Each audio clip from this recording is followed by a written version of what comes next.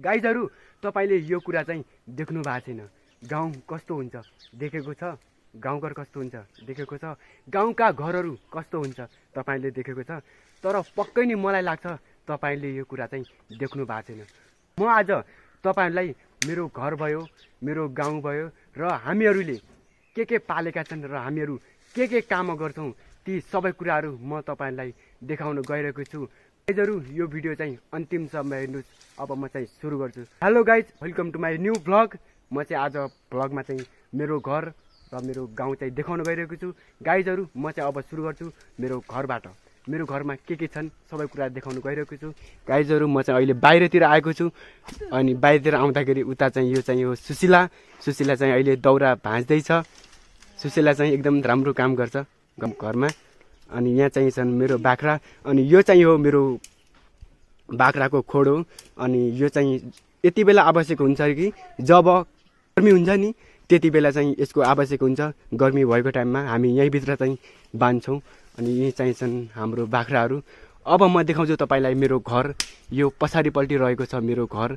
यो घर चाहिँ तर सिमेन्टको त छैन। अब गाउँघरमा यही हो, जस्तै ढुङ्गाको हुन्छ र माटाले बनेका हुन्छन्। यो हो मेरो घर। अब म चाहिँ जान्छु भित्रपल्टि मेरो भान्साघर कस्तो छ म तपाईँहरूलाई देखाउँछु। हेर्नुहोस् गाइस, म चाहिँ अब माथितिर हिँड्दैछु बाटोमा। परबाट आइसक्यो मेरो भाइ। अहिले मेरो भाइ चाहिँ लुकिरहेछ है, मलाई नदेखा भनेर घाँस ल्याएर आयो बाख्रालाई। तर ठिक छ। अब म चाहिँ जान्छु भित्रपल्टि। गाइजहरु म चाहिँ अब भित्रपल्टि आइसकेँ। यो चाहिँ हो मेरो भान्साघर।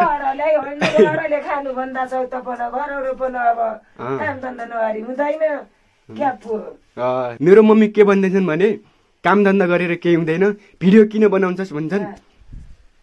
गाइजहरु तपाईलाई के लाग्छ भिडियो बनाउनु के गलत हो? भन के भन्ने भन। यो हो मेरो भिडियो बनाइकिन त्यही बना आलु किनि पनि हो कि उता हुन्छ नि हैन गाइज। हट्नु पर्यो रडले खानु पर्यो मात्रै भन्दा छ, काम धन्दा केही छैन। यस्तो भन्छन् है। तर त्यस्तो सुन्दाखेरि मलाई एकदम कस्तो हुन्छ फिल, हल्का दुःख लाग्छ। तर केही छैन, अझ दुःख लागे पनि अझ म सोच्छु कि मलाई भिडियो बनाउनु धेरै रहर लाग्छ क्या, धेरै डर लाग्छ। गाइजहरु म तपाईलाई मेरो भान्साघर देखाइसकेँ। यो हो मेरो भान्साघर।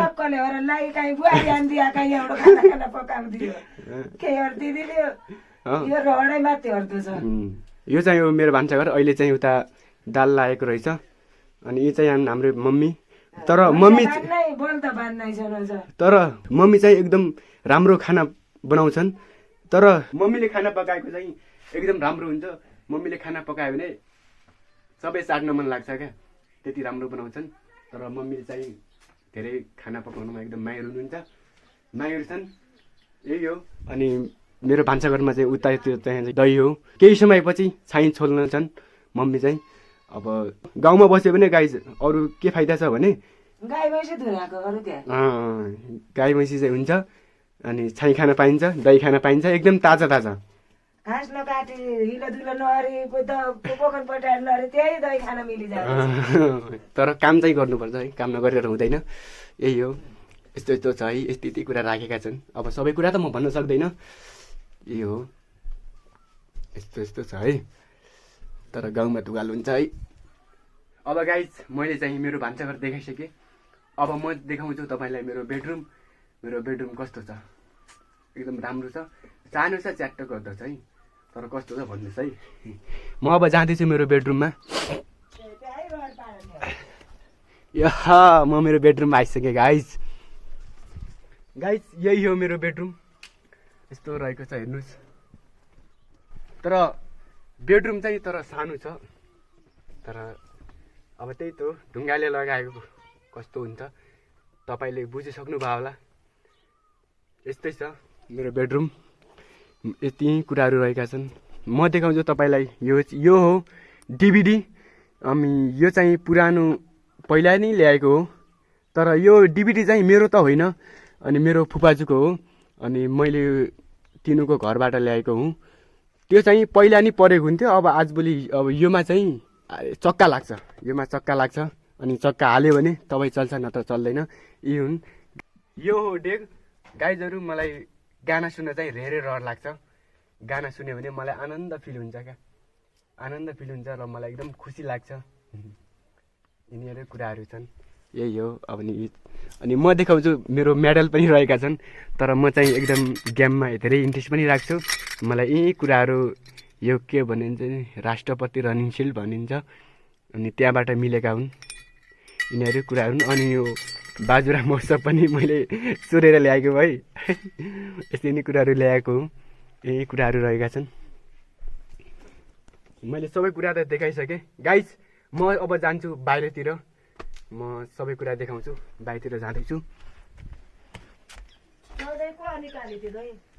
पख होइन गाइज, म बाहिरतिर आइसकेँ।